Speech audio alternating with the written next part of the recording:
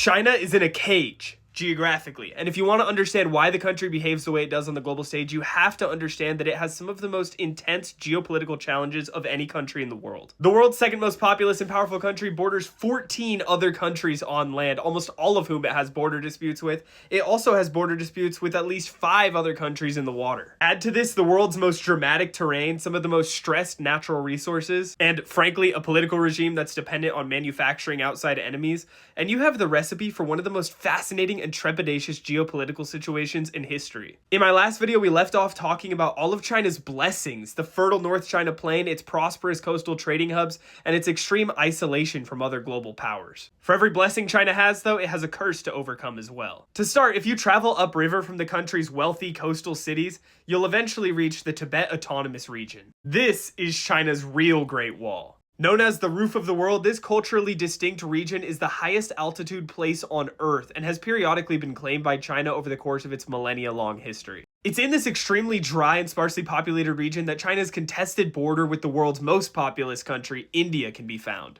The bad blood here runs deep. In the 1960s, the two countries fought the highest elevation battles in human history over what at the time was completely unpopulated mountain terrain. Why did they care so much? Well, because those mountains are extremely strategically important. 9 of the world's 14 highest peaks can be found in this chain between the two countries, including the world's highest point, Mount Everest, on the border of China and Nepal. And the enormous glaciers of the Tibetan Plateau don't just feed China's 3 largest rivers, the Yellow, Yangtze, and Mekong, which is mainland Southeast Asia's most important river, but also the huge rivers of South Asia, including the Indus, Ganges, and Brahmaputra, whose watersheds in Pakistan, India, and Bangladesh are the world's most densely populated regions. By asserting a claim over Tibet, Beijing can ensure that it controls the strategic high point between itself and these potential rivals, and also maintains the ability to turn off the tap if it wanted. Tibet's mountains have cradled an independent culture for millennia, but what was once a landscape of Buddhist temples and stunning alpine scenery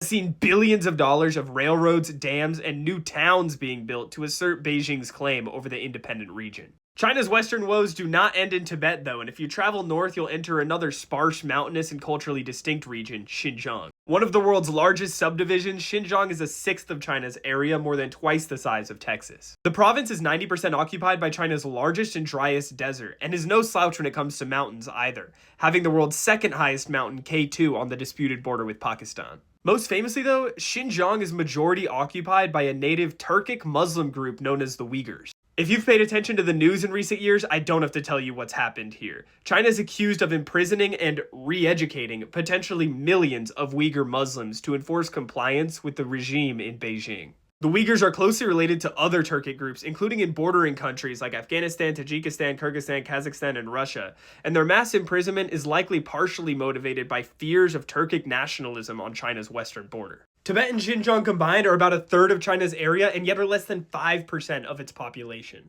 They're important for Beijing to control, though, as from the government's point of view, they serve as a buffer zone between its sphere of influence and that of India, the Muslim world, and Russia. They're also important for securing the country's water supply, as although 20% of all humans live in China, the country only has 6% of the world's water supply, which when combined with rampant industrial pollution makes water conservation a huge issue. For many years, the Yellow River, the lifeblood of the country, was so overused it didn't even reach the ocean. What water the country does have is intensively managed, including at the Three Gorges Dam, by far and away the world's largest dam. Partially due to the lack of fresh water, only 14% of China is farmable, and it's only thanks to really intensive agriculture techniques such as rice farming that it's able to feed its huge population. Despite all of this, though, China is still the world's 3rd most biodiverse country. You may have heard of their national animal. Everything I just said, though, only scratches the surface of China's geopolitical problems and ambitions, as by far and away China's most urgent geographic issue is at sea, in not just the Pacific, but the Indian Ocean as well. You see, despite having invested heavily in renewables in recent years, the country is still extremely dependent on oil and gas. And while it was blessed naturally with enormous supplies of almost every metal and mineral, China's petroleum reserves are lacking. Historically, the vast majority of this oil came from the Middle East and Africa, meaning that although the country doesn't directly border the Indian Ocean, every year it sent thousands upon thousands of vessels along the 7,000-mile journey to the Persian Gulf. In recent years, China has tried to import more oil from Malaysia, and especially since the onset of the Ukraine war, from Russia. But the terms of its oil deals with Russia are very unfavorable for the Russians and will likely only last for the duration of their war. Meaning Beijing still has very strong interests in the Indian Ocean. So much so that they've invested tens of billions of dollars into pipelines and enormous port complexes in places like Pakistan and Sri Lanka.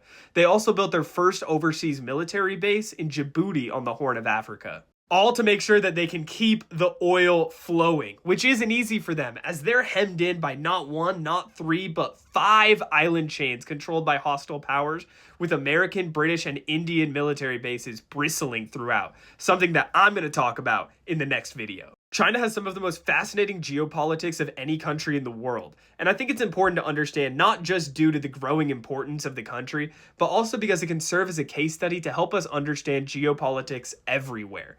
Thank you so much for watching. Expect that video on China's island chains coming very soon, and follow for more geography content.